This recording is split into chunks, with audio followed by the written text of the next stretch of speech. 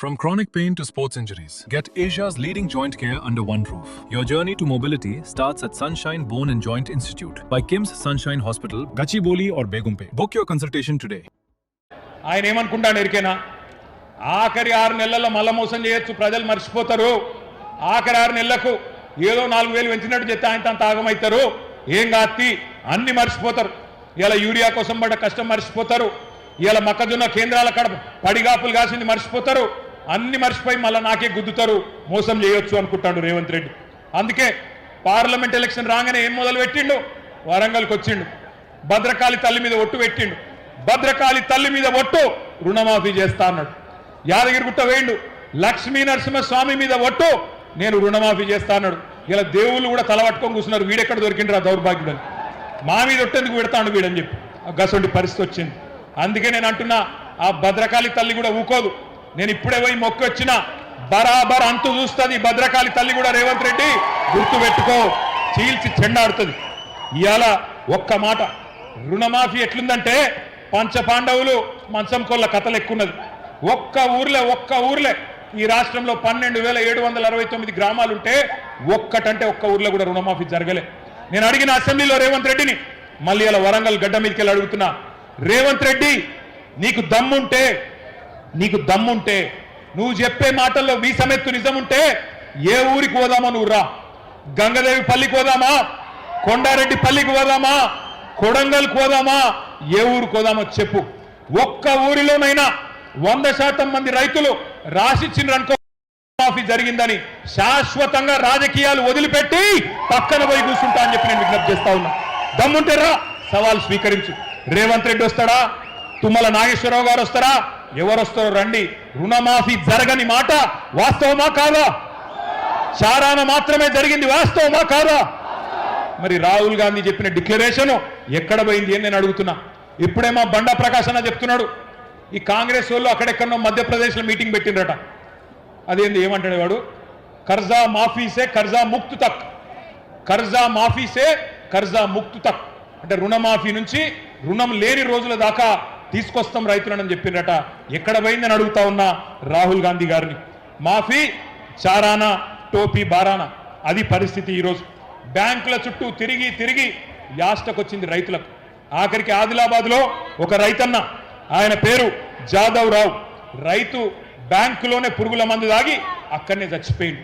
ఇవాళ దొంగ మాటలు, కాంగ్రెస్ వాళ్ళ లంగ మాటలు నమ్మి బ్యాంకులకు పోయి లోన్లు తెచ్చుకొని వడ్డీలు కట్టలేక విలవిలలాడుతున్నాడు తెలంగాణ రైతన్న.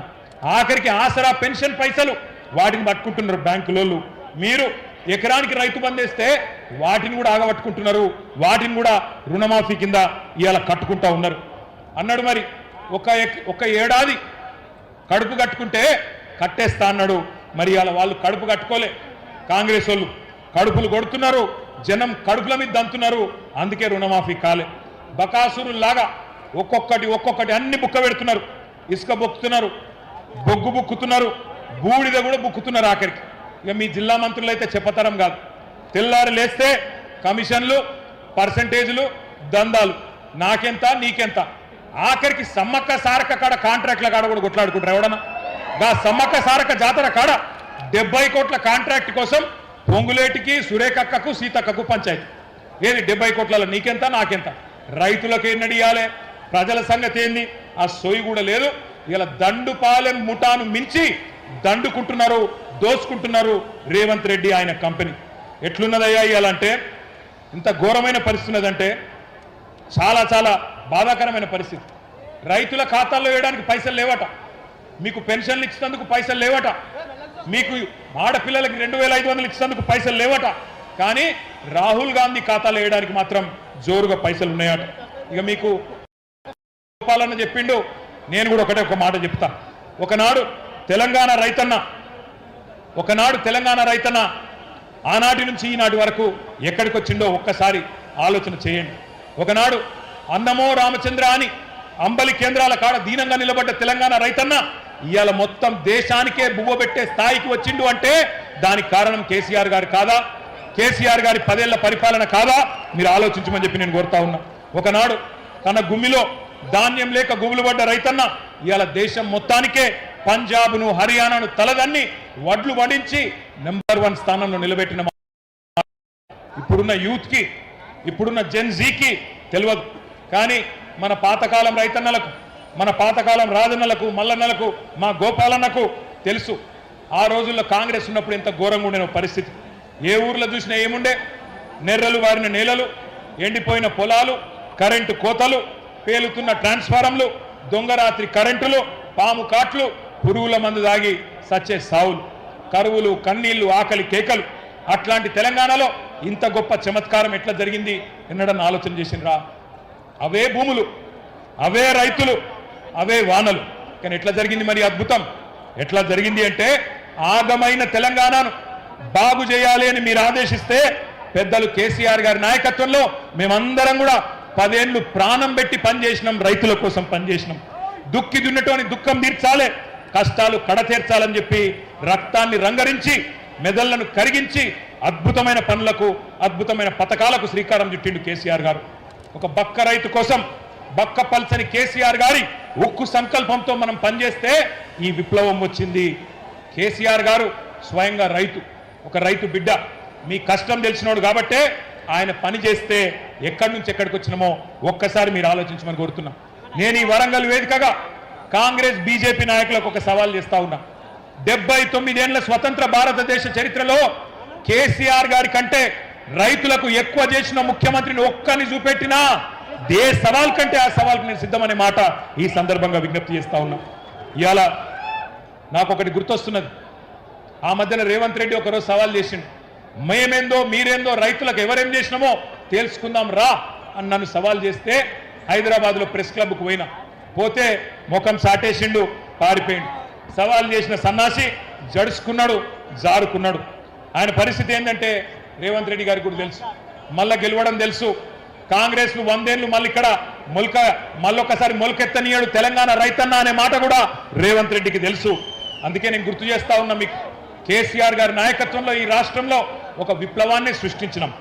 రైతు బంధు కోసం 73,000 కోట్లు, రుణమాఫీ కోసం 29,000 కోట్లు, 24 గంటల కరెంటు మీకు ఇచ్చేందుకు 1,00,000 కోట్లు, కాళేశ్వరం, పాలమూరు, సీతారామ, మిషన్ కాకతీయ సాగునీటి ప్రాజెక్టులకు 1,60,000 కోట్లు, ధాన్యం కొనుగోలుకు 1,32,000 కోట్లు, మిషన్ కాకతీయకు 24,000 కోట్లు, రైతు బీమాకు 6,000 కోట్లు, రైతు వేదికలు, రైతు కల్లాలు, రైతు చల్లగుండాలే, పల్లె పచ్చగుండాలని చెప్పి 5 లక్షల కోట్లు, అక్షరాల 10 ఏళ్లలో 5 లక్షల కోట్లు ఖర్చు పెట్టిన నాయకుడు రైతుల కోసం కేసీఆర్ గారు.